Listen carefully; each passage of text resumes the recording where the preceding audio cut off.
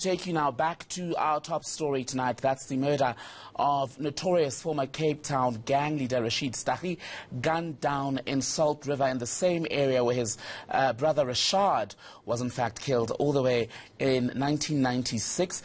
Let's get you some insight now on what these latest developments tell us about the state of gang violence in the Western Cape. Joining me from our Cape Town studio is Comparative Policing Specialist Eldred de Klerk. Eldred, a very good evening to you, and thank you for joining us. So let's begin now with the context, because Rashied Staggie is a well-known name in the Western Cape as far as gangsterism is concerned. But for those of us who don't exist within that space, put this in context for us. Who was he? Well, good evening, and good evening to your listeners. If you would think of somebody of the ilk of an Al Capone, somebody who has the ability to work across allegiances, he had the ability to take an illegal activity and transform it into a legal activity.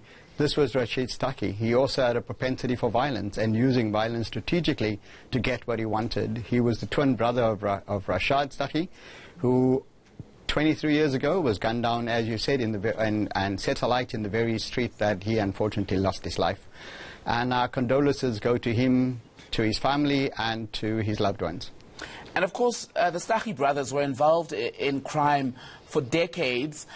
What exactly gave rise to the Hard Livings gang, and why was it able to flourish in such a way? Well, the Hard Livings gang came into a space created ostensibly by the forced removals and the apartheid regime, who took tightly knitted communities and flung them across the Western Cape and Cape Town in particular. In any other era, somebody like a Rashied Staggie probably would have been a councillor today. He may even been a member of parliament. He had that kind of ability to organize people and to lead them and to get them to do his biddings.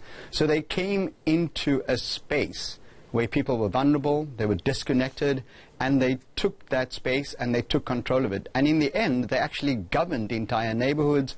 They governed supply lines of arms, drugs, and illicit goods. And he took risk at a time when policing on the Cape Flats was probably not as effective as it ought to be. And I'm glad you mentioned his role. Though he was a known gangster and, of course, committed some of the most heinous of crimes, he did possess a leadership role in the community. And this is, I don't know if you've seen today, it's reflected in a piece on News 24 by Eunice Kemp, the opinions editor, who talks about how during Staggie's rape trial in the early 2000s, during an in loco inspection, entire buildings of those flats came out to witness that, and a lot of people, though he was such a frightening character, revered him to some extent. Well, look, I mean, they dispensed a very conditional welfare. They paid school fees, they buried kids, they even put people through school, his own family as a case in point, his own kids. And as I said, they worked with vulnerable communities that suffered under decades and continue to suffer under decades of neglect. And it's in these spaces where people are needy and vulnerable that they actually worked. They came out of, they were young, very young at the time, and like any young people were not risk averse, and a life of crime just seems to beckon for them, and they took the opportunity in the 80s into the 90s. And I'm wondering, Eldred, if the way in which they were able to exist as part of a community beyond the crimes is part of the reason why decades later police and intelligence services to a degree are still battling to sniff out gangsterism on the Cape Flats in its entirety. Is that part of it? Well, indeed, there's an inherent, unfortunately, and a lingering distrust of police.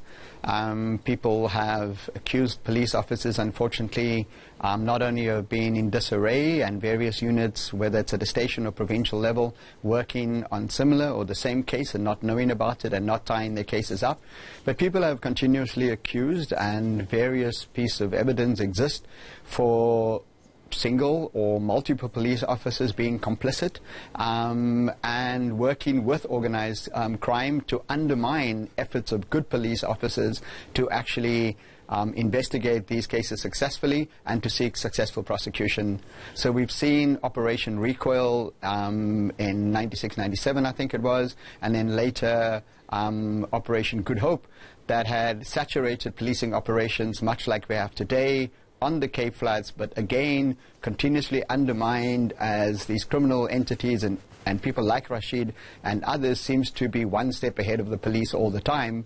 And the accusation back then, and it continues to be, is that there are police officers who would inform on the activities of their colleagues. And we know the military is currently deployed in parts of the Cape Flats, but based on the length of time they've been there, these few months, and the results or lack of results that their presence has yielded, do you think that the military intervention on its own is sufficient to deal with the problem? No, you've said the key word, not on their own. What we need is that we need to strengthen local government. And now we have a Western Cape Provincial Commissioner who should be working with all tiers of government, especially local and provincial government, and other government departments, justice, correctional services, because often a lot of these things, Rasheed was able to run his entire empire straight out of prison. And that's an open secret. So correctional services, justice department, social development, health, education, all of them need to come into and do their legally mandated role. And if they're undercapacitated, they need to get the capacity to be able to provide essential services to people who's the most vulnerable and are exploited by criminal enterprises. Perhaps as we conclude, I want to reflect a bit more on the history of the Hard Livings gang, which was founded by Rashied Staggie and his brother Rashaad. Rashaad murdered in 1996 just outside the Stuckey home, only for Rasheed to then be arrested years later and jailed on a rape conviction.